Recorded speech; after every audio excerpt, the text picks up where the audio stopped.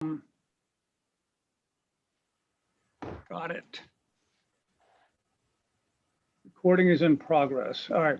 I'm calling to order the meeting of the Chesapeake Beach Ethics Commission on September 22nd, 2021 at 1 p.m. My name's Philip Keat, and if the others would identify themselves.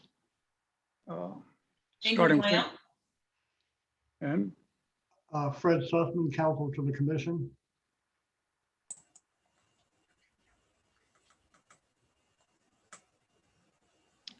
Peter, I'm sorry, what you need to identify am I yourself for supposed the to record. do or not do? Oh, this is Peter Foyle. I'm a member of the commission. And Sharon. Sharon Hum, the commission clerk. Great. Thank you, everybody. All right, we've called to order. The next item on the agenda is the Pledge of Allegiance. Let's see if we can get that on. Back here. Hold on. So I can't tell you. Okay. I pledge All right, allegiance To to To the flag of of the United United States States of of America America and to and the to the republic republic for which it which stands, stands one one nation, nation, under under God, God, indivisible, No, with liberty liberty and and justice justice for all. for all. Okay. Everyone has seen the agenda. Does anyone have any amendments to it or suggest any amendments? I guess I did, we've had some email traffic about officials who've resigned and the need for them to file public disclosures, and some other email traffic about, potential new appointments. Do we need to have a bullet point on that and what we want to suggest to council regarding that? Hold on a second. Yeah, why don't we have a paragraph, a new paragraph E, that just says special disclosures.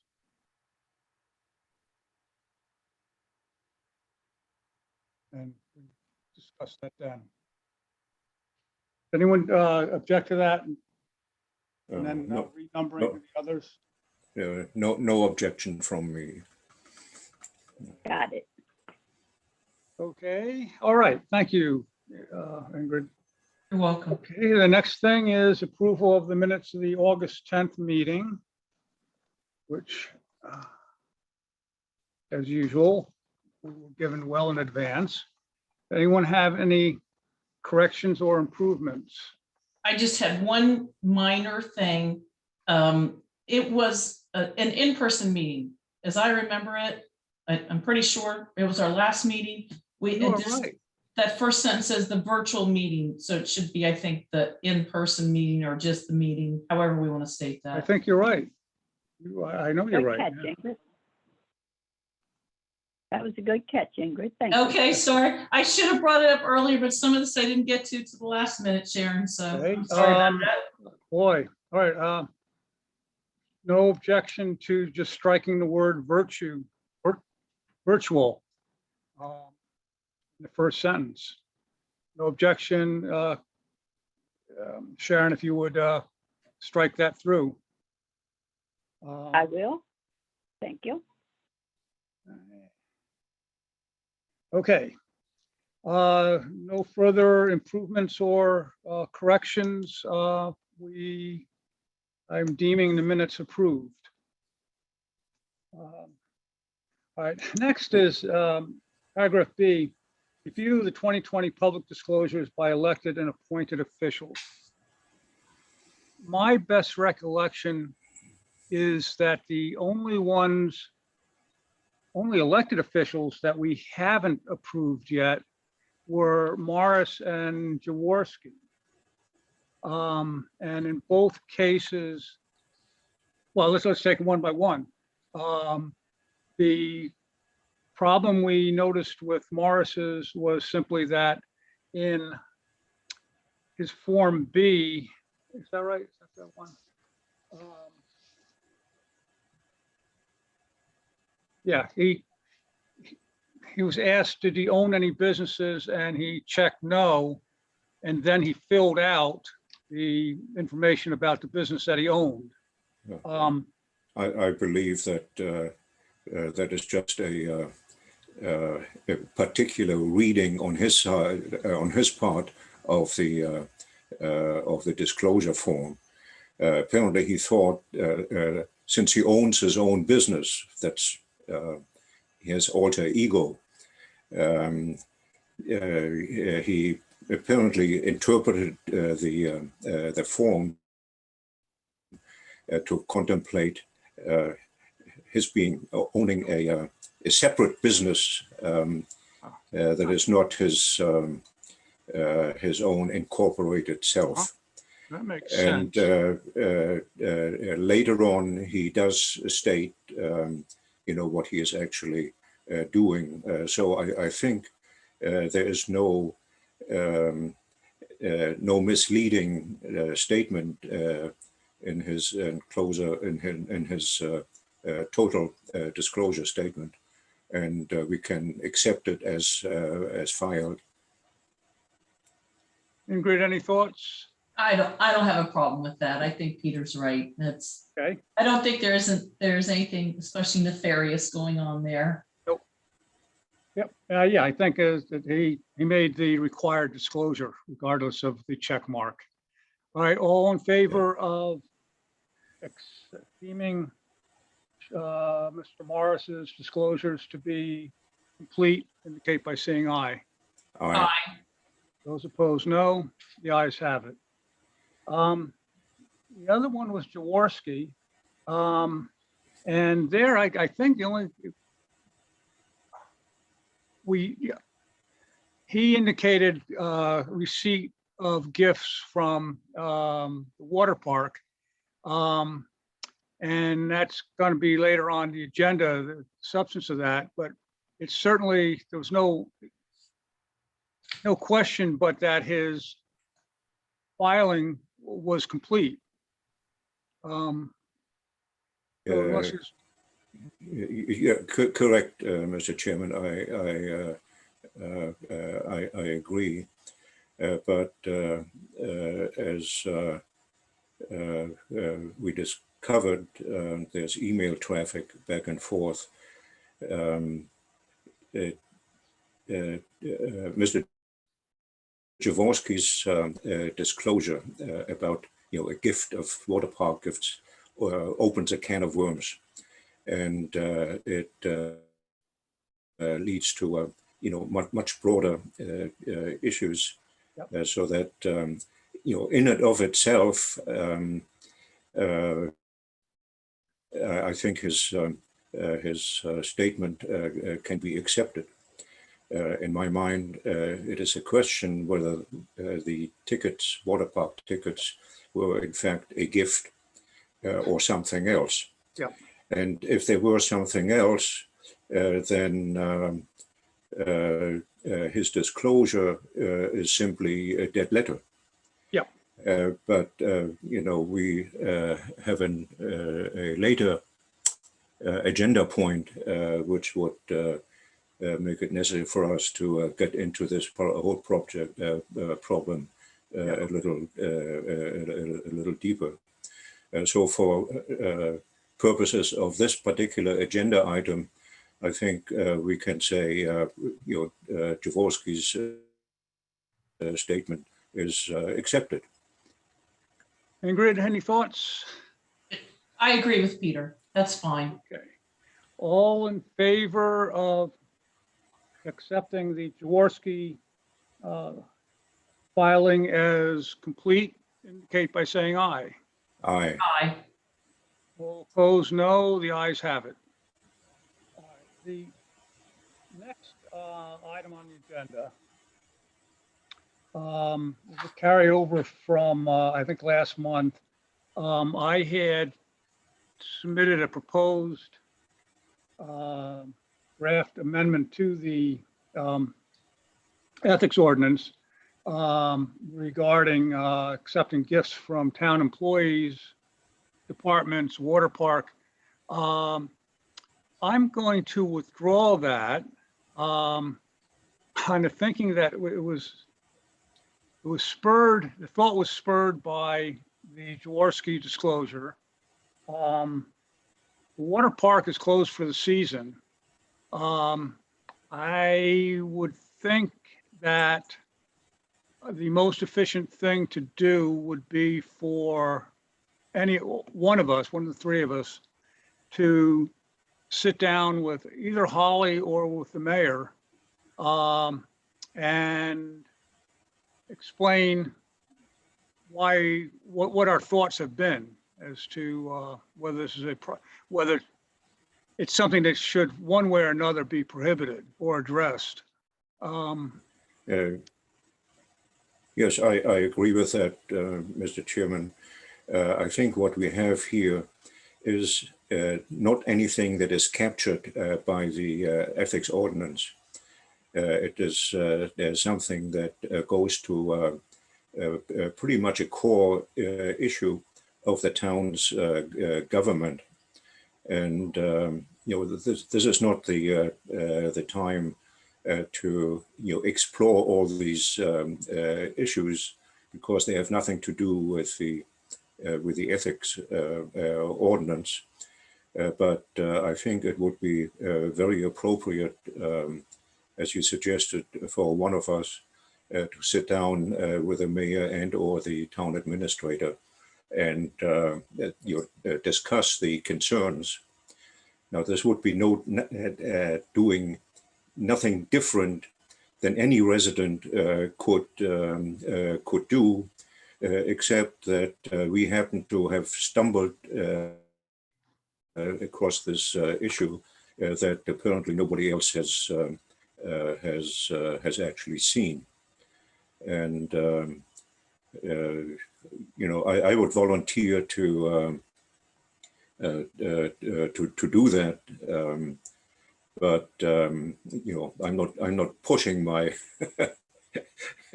I'm not pushing it, but I think it's necessary to do. And if nobody else wants to do it, I would volunteer to do so. That's good for me. That works for me too. Sounds great, Peter. Thank you. So before Peter meets, Ingrid and I will have the opportunity today or tomorrow, the next day, to send him an email stating what our concerns are or what we want to be shared with the town.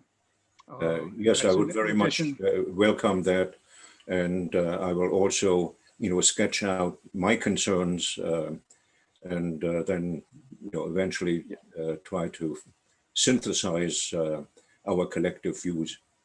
Great. I'm going to rule that we have a consensus that Peter will meet with town, either the mayor or the administrator, and share the concerns of each of us. And go from there. All in favor indicate by saying aye. Aye. Those opposed, no. The ayes have it. Going back to paragraph B, which was reviewing the public disclosures, we did in a previous meeting note that several disclosures showed that children of elected officials were employed by the water park, and a disclosure by an appointed official indicated that she had a relative employed by the Rod and Reel.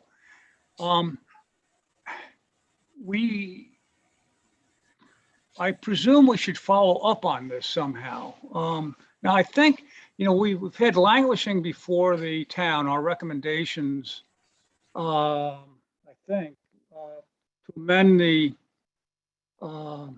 ordinance to clarify how an elected official votes on an ordinance, a budget. where there's a potential conflict of interest. But well, does anyone agree with my thinking that we are obliged to review the, I guess, the minutes of council meetings to see whether, in fact, these members did vote on, in this case, water park?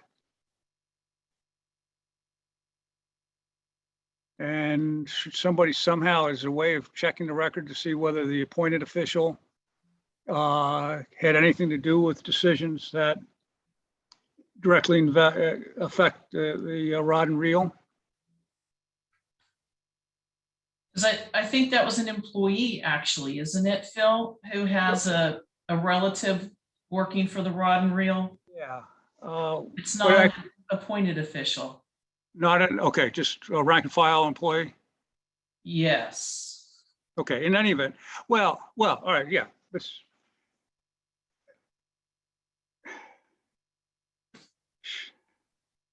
Fred, what do your other clients do? In all candor, none of my other clients are nearly as diligent as this group. So the answer is nothing. You know, they review the financial disclosure forms for completeness, and that is it. They file them away unless and until somebody raises an issue with respect to any specific conflict or something arising from a disclosure form. Sharon, am I correct that certainly the minutes of all town council meetings are online, right? Yes, Does that include the, what's the other, the unofficial meeting, The work session. work sessions? Do they have minutes? oh, yeah. Yes, And they're online? yes. Mhm. Okay, so what I'm gonna do is see whether I can, as a practical matter, deal with this. And if I can't find I'm not satisfied in finding the necessary information, I'll report to everybody at the next meeting. I wonder, Peter, when you meet with Holly, you could ask her whether there's any way of checking whether that particular employee had anything to do with any decisions that affected the rod and reel.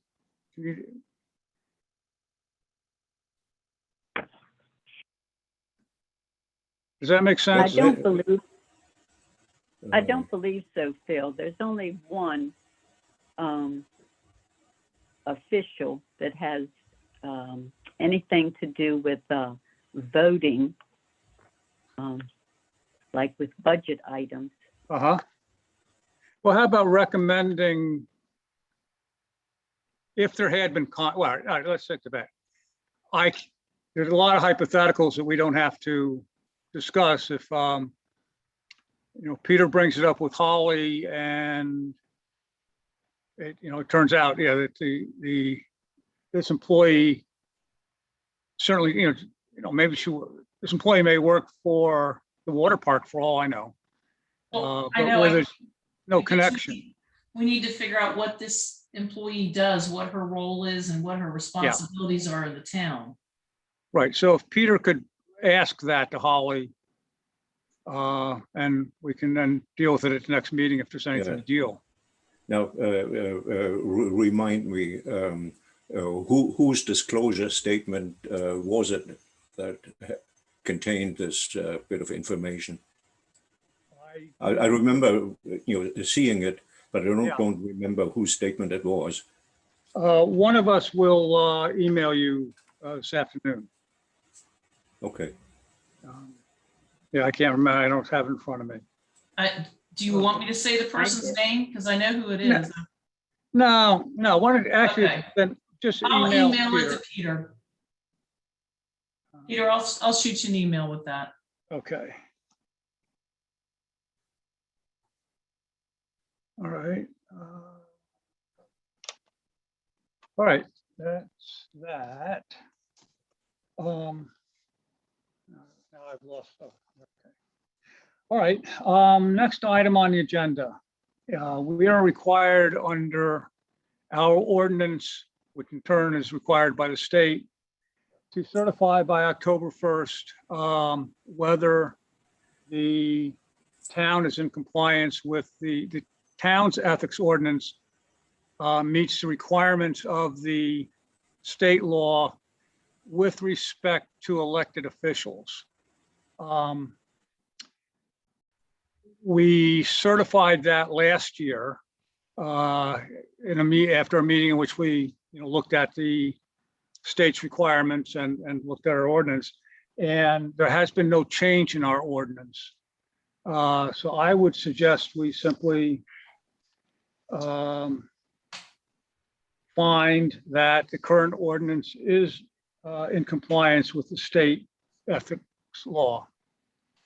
This assumes that the state law itself wasn't amended in a way that would make it necessary for us to make corresponding amendments in our ordinance. And if there has Fred, do you keep on top of? It's my understanding that all local jurisdictions will receive a letter from the State Ethics Commission advising of changes that need to be made to local ordinances to be consistent with changes that were made at the last session of the General Assembly. But that would affect next year, wouldn't affect current, because the changes in law from the General Assembly take effect on October 1st. And in addition, we did not receive anything this year, have we, in the last 12 months? Not to my knowledge. All right. Well, then the question is whether we are comfortable, nevertheless, making that certification today, or making the certification today, or we should hold another meeting before October 1st after somebody, I don't know. I would prefer that we file the report before the deadline. Okay. And in the unlikely event that sometime later we discover that oops, we overlooked something, in that case we go to the state and say, we correct our statement. That makes sense to me. Yeah. I agree, Phil. Okay, so all in favor of certifying to the state that the town is in compliance with the state public ethics laws requirements, indicate by saying aye. Aye. Aye. Those opposed, no. The ayes have it. Next item on the agenda is special disclosures. And we have to, all right, what do we have to, what we have is several people have left office and they're required by our ordinance to file disclosure for that part of 2021, which they were officials. I guess the only question is what do we want the town to do, or what should we do? I think all we can do, or the town can do, is send a reminder to them with another copy of our form, and ask them to please make these disclosures. If they don't do it, I don't see how we can, in fact, force them to do it. If we take it to district court, we'll probably get laughed out of court, and we'll just have to live with these failures. At minimum, that means somebody, maybe Sharon and I, we have to redo the cover of the form to indicate the period that's covering. And it'll just be a matter of asking Sharon to transmit the form with the request. I don't recall if there's any deadline, but request it to be filed soon. And I will presume that these people will file the darn things, but see what happens.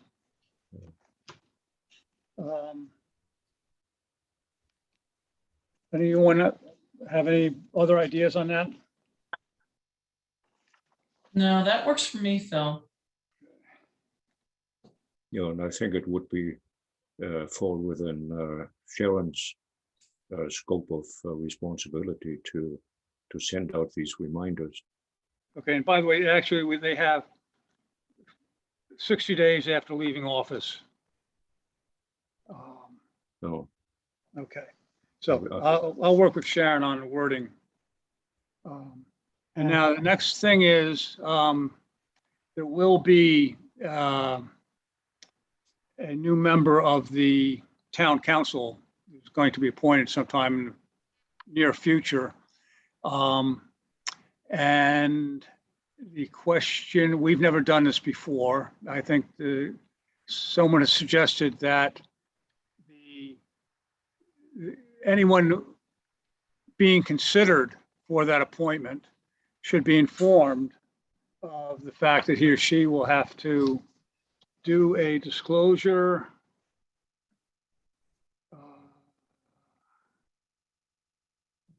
for 2020 if the person is appointed to the council. Phil, what about, it seems like there might be some value to having them fill out the disclosure when they're actually applying for the position before somebody gets picked. Yeah, if I may, I think I sent you all the provision from 25-32, which is deadline for filing. And a candidate for elected office need to file with the declaration of candidacy. Now, Right. whether that translates into somebody seeking to be appointed to fill a vacancy, a little bit ambiguous, but I certainly think that if the commission is inclined to do so, it could take that same approach and say that when somebody files a declaration of candidacy or expression of interest, that at the same time they need to file a financial disclosure statement. I agree. Well, here, let's read this. What the ordinance says is an individual is appointed to fill a vacancy in an office for which a disclosure is required and who has not already filed a statement shall file a statement for the preceding calendar year within 30 days after appointment. Now, I don't think nothing blocks the town from nevertheless saying to everyone that is being considered, we want you to make these disclosures now so we can consider them. But that's not, we can't require that. I do think that if an alternative, and I'm not necessarily arguing, but let's have the alternative is everyone who's being considered is given the package and informed that if you are appointed, you're going to have to disclose this personal information. And if you have a problem with that, decline appointment. Okay. well, I think I'm sorry, Frank. Yeah. No, I was going to say, Phil, you were focusing on 2532 A2, and I was focusing on 2532B, which talked about candidates for elected office. Yeah. And I realized that these people seeking to be appointed to fill a vacancy are not candidates in the traditional sense of standing for election at a municipal election, but nevertheless, they still are seeking to be a quote candidate to fill a vacancy. So it's a little bit ambiguous, but I do think that, there's authority there that the commission could rely upon if it chose to do so, to require disclosure statements pre-appointment. Because we may find that somebody doesn't want to do that. And I think Yeah. maybe we've actually had some that have gotten chased away by that requirement. Yeah, quite right. The question is, should the council even be asked to confirm somebody who has already refused to make disclosures that are required by all other candidates? And if he says no, then he would not be eligible to be a candidate in the sense as of a person who is entitled to receive a confirmation or non-confirmation vote by the council. Yep, better to get it up front. Right, so what that would mean, well, we're interpreting 2532A2, which is an individual who's appointed to fill a vacancy in an office for which a financial disclosure statement is required. We're saying if it's an appointed office, an appointed official, that person has to file within 30 days after appointment. If it's an appointment to an elected office, then we're interpreting B as saying that the person has to submit the disclosure before being appointed. Yeah, or before the confirmation vote. And when we'll probably have to invent or propose a time period sufficiently long so that the council members actually have a chance to look at it. Could be a week.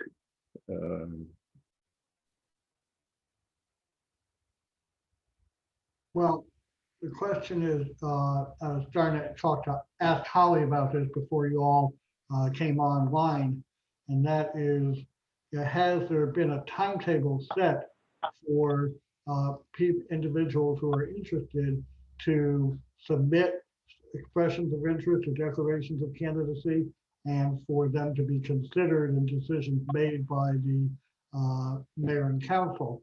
And the reason I'm asking that is because it may be possible, depending upon how fast this train is running down the track, to still use the timeframes that are contained in B1.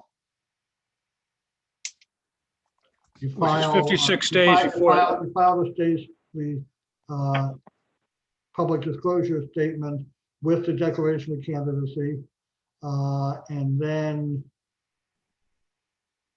At least 56 days before the appointment.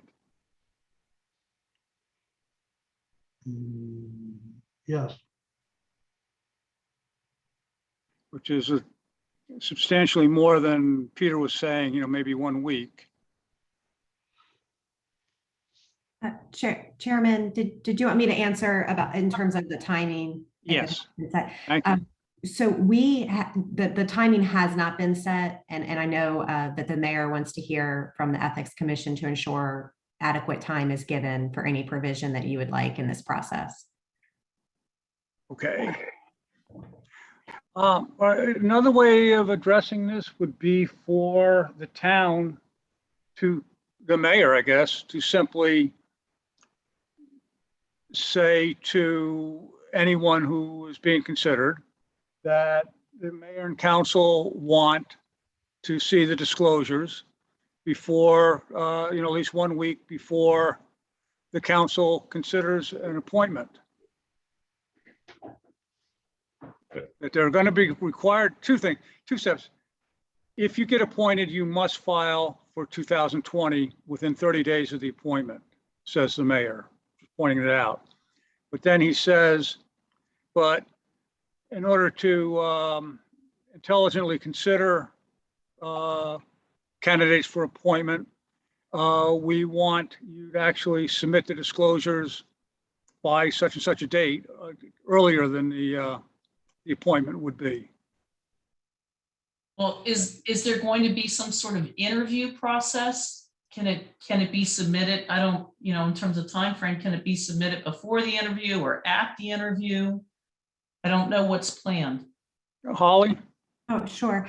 So it would be, all the information should be submitted, and we would basically take all candidates before the town council in a group and do a public interview. Everyone would be asked the same questions. So ideally, if we could get all of the interest and the disclosure forms first and have a complete package, and then put that before the town council and the public. That makes sense. I'm still thinking that we should recommend that rather than say that it's required by the language of the current ordinance. Phil, I like that approach because the current ordinance is a little bit ambiguous on that.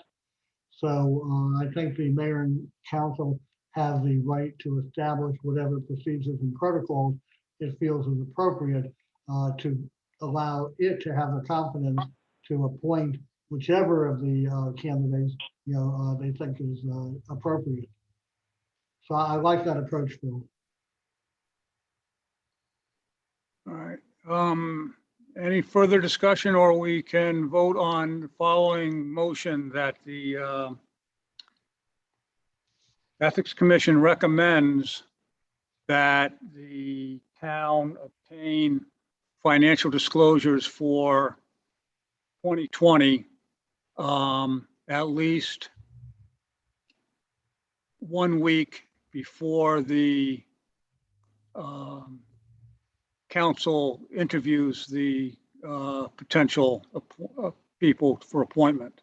Phil, one quick question. You said 2020. Would it not be for like the first 9 months of 2021? No, here's such a distinction. If for someone who leaves office, you have to submit for the portion of the current calendar year during which the individual held the office. Right? An individual who's appointed to fill a vacancy shall file a statement for the preceding calendar year within 30 days after appointment. It just doesn't seem quite as valuable Nope. since we're so far into it, at least Yep. for this year. Now, I think, the preceding section, the basic one is an incumbent official shall file a financial disclosure statement annually no later than April 30th of each year for the preceding calendar year. Yeah. I mean, that's something we should consider suggesting an amendment saying for appointed officials, it should, be the same as for leaving officials. The preceding calendar year plus, up to the date of appointment or something. But I don't think that it says that now. Right. Although, again, if we want to do recommendations. Sure, we can recommend that. Recommended that it cover the first 6 months or first 9 months. Sure. Up Let's until see. the date of filing, I guess. Yes, that would be the appropriate time.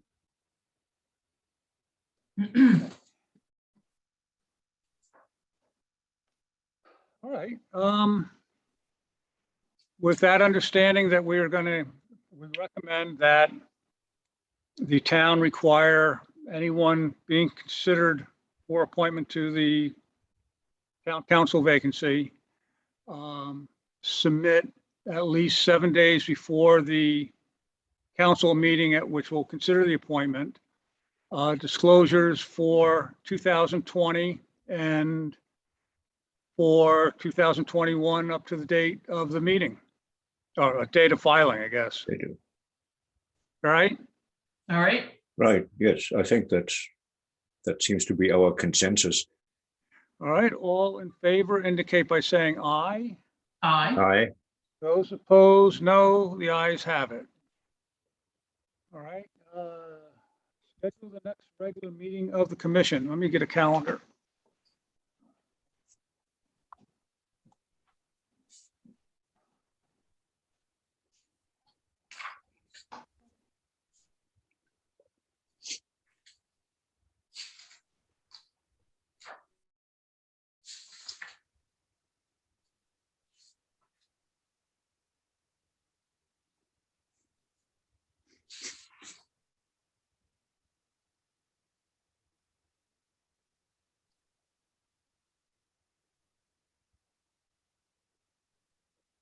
I'm good any time in the second half of October.